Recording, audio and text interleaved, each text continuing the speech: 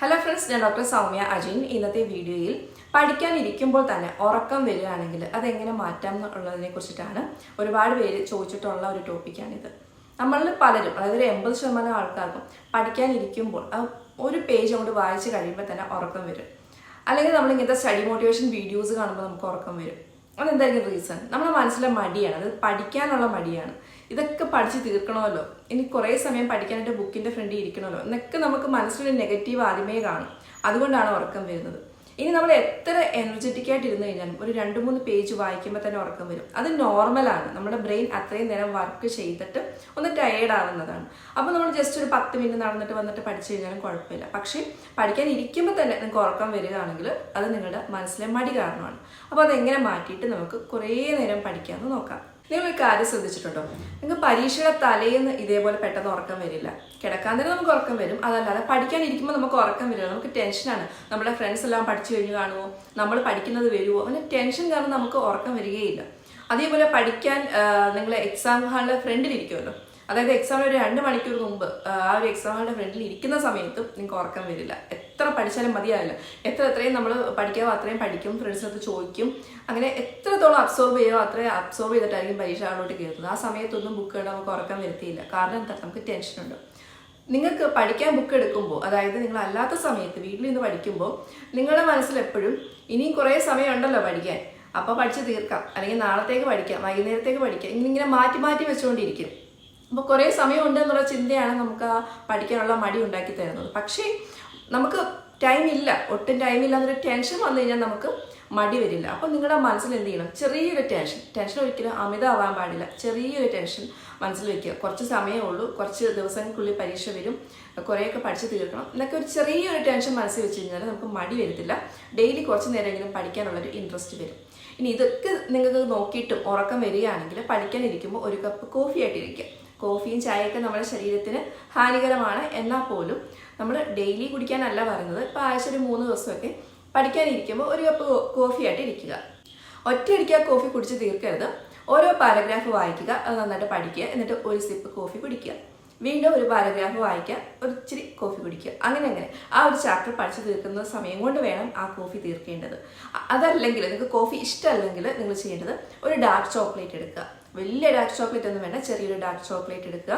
അപ്പോൾ ഒരു പാരഗ്രാഫ് പഠിക്കുക, ഒരു ഡാർക്ക് ചോക്ലേറ്റിൻ്റെ കുറച്ച് കഴിക്കുക, വീണ്ടും അടുത്ത പാരഗ്രാഫ്, വീണ്ടും കുറച്ച്. അങ്ങനെ നമുക്ക് ഒരു ഇൻട്രസ്റ്റ് വരും അങ്ങനെ കഴിച്ചുകൊണ്ട് പഠിക്കുമ്പോഴത്തേക്കും. പക്ഷെ ഇതൊന്നും ഓവർ ആവാതിരിക്കാൻ ശ്രമിക്കുക, കാരണം ഇതെല്ലാം ശരീരത്തിന് കേടാണ്. നമ്മൾ പലപ്പോഴും ചെയ്തു എന്ന് എഴുതിയിട്ട് കുഴപ്പമൊന്നുമില്ല. മറ്റൊരു കാര്യം ശ്രദ്ധിക്കേണ്ടത്, പഠിക്കാനിരിക്കുമ്പോൾ ഒരുപാട് ക്ലോസ്ഡ് ആയിട്ടുള്ള റൂമൊന്നും സെലക്ട് ചെയ്യരുത്. ഒരുപാട് ഇരുട്ട് അടച്ചു പൂട്ടിയ റൂമൊന്നും സെലക്ട് ചെയ്യരുത്. നമുക്ക് ഭയങ്കര ബോറിങ് തോന്നും. പക്ഷെ ഒരുപാട് സൗണ്ടും വരാൻ പാടില്ല. നമുക്ക് പഠിക്കുന്ന സമയത്ത് നമുക്ക് ജനലൊക്കെ തുറന്നിടാം. കുറച്ച് ഓക്സിജനൊക്കെ നന്നായിട്ട് കയറുന്ന രീതിയിൽ ജനലൊക്കെ തുറന്നിട്ട് നല്ല ഫ്രഷ് ആയിട്ടിരുന്ന് പഠിക്കാം. അതേപോലെ പഠിക്കുന്ന ജനലിൻ്റെ അടുത്തോ അല്ലെങ്കിൽ ടേബിളിൻ്റെ അടുത്തോ ഒരു ചെടിയൊക്കെ വെക്കാം, ഒരു ഇൻഡോർ പ്ലാന്റ് ഒക്കെ വെക്കാം. അതിന് കുറച്ച് വെള്ളമൊക്കെ ഒഴിച്ചിട്ട് പഠിക്കാനൊക്കെ ഇരിക്കുക. അപ്പോൾ നമ്മുടെ മൈൻഡൊക്കെ ഒന്ന് ഫ്രഷ് ആവും. പിന്നെ നമ്മൾ പഠിച്ച് മടുക്കുമ്പോൾ അതിലേക്ക് നോക്കുമ്പോൾ ആ ഒരു പച്ചപ്പൊക്കെ നോക്കുമ്പോൾ നമുക്ക് കുറച്ചും കൂടി ഒരു കൂളിംഗ് എഫക്റ്റ് ഒക്കെ കിട്ടും. മറ്റൊരു രീതി, അതായത് ഉറക്കം വരാതിരിക്കാനുള്ള മറ്റൊരു രീതി എന്ന് പറയുന്നത് ടീച്ചിങ് മെത്തേഡാണ്. അതായത് ഒരാളെ നമ്മൾ പഠിപ്പിക്കുമ്പോൾ നമുക്ക് ഉറക്കം വരില്ല. ഇപ്പോൾ ടീച്ചേഴ്സ് നമുക്ക് കണ്ടിന്യൂസ് ക്ലാസ് എടുക്കുമ്പോൾ നമ്മൾ ഉറങ്ങും, ടീച്ചേഴ്സ് ഉറങ്ങില്ലല്ലോ. കാരണം എന്താ? അവരൊരാളെ പഠിപ്പിക്കുകയാണ് ചെയ്യുന്നത്. സെയിം രീതി നിങ്ങൾക്ക് ചെയ്യാം. ഇപ്പം നിങ്ങൾ വീട്ടിൽ നിന്ന് പഠിക്കുമ്പോൾ നിങ്ങൾക്ക് പഠിപ്പിക്കാനായിട്ട് ആരും ഉണ്ടാവില്ല.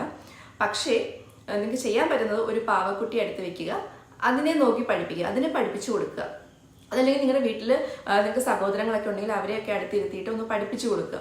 നീ ഒന്ന് കേക്ക്, ഞാൻ കുറച്ചു നേരം ഒന്ന് പഠിപ്പിക്കാം, ഒന്ന് കേൾക്കുമോ എന്നൊക്കെ അവരെ ഒന്ന് കാല് പിടിച്ചിട്ട് കൊണ്ടിരുത്തിയിട്ട് വേണമെങ്കിൽ പഠിപ്പിച്ചു കൊടുക്കുക. അല്ലെങ്കിൽ അമ്മ ഫ്രീ ആണെങ്കിൽ അമ്മയെ ഇരുത്തിയിട്ട് പഠിപ്പിക്കാം. ഇതൊന്നും വേണ്ട, ആരെയും ബുദ്ധിമുട്ടിക്കേണ്ടെങ്കിൽ നിങ്ങളൊരു പാവക്കുട്ടിയെ വെച്ചിട്ടാണെങ്കിലും പഠിപ്പിക്കാവുന്നതാണ്. അപ്പോൾ പഠിപ്പിക്കുമ്പോൾ നമുക്ക് പെട്ടെന്ന് മനസ്സിലാവുകയും ചെയ്യും. നമ്മൾ പറയുന്നത് തെറ്റുമോ എന്നുള്ളൊരു ടെൻഷൻ കൊണ്ട് നമ്മൾ മാക്സിമം മനസ്സിലാക്കി കാര്യങ്ങൾ പറയുകയും ചെയ്യും, നന്നായിട്ട് പഠിക്കുകയും ചെയ്യും, ഉറക്കം വരികയും ഇല്ല. ഇതാണ് സാധാരണ രീതിയിൽ ഞാൻ ചെയ്തിട്ടുള്ള കാര്യങ്ങൾ. എനിക്ക് പഠിക്കുമ്പോൾ ഉറക്കം വരുമ്പോൾ ഞാൻ ചെയ്ത കാര്യങ്ങളാണ്. ഉറപ്പായിട്ടും നമുക്ക് ഉറക്കം ഒഴിവാക്കാൻ കഴിയും. ഇനി ഇതെല്ലാം ചെയ്തിട്ട് നിങ്ങൾക്ക് ഉറക്കം വരുന്നുണ്ടെങ്കിൽ നിങ്ങളുടെ മനസ്സിലൊരു എയിം ഇല്ല എന്നാണ് അർത്ഥം.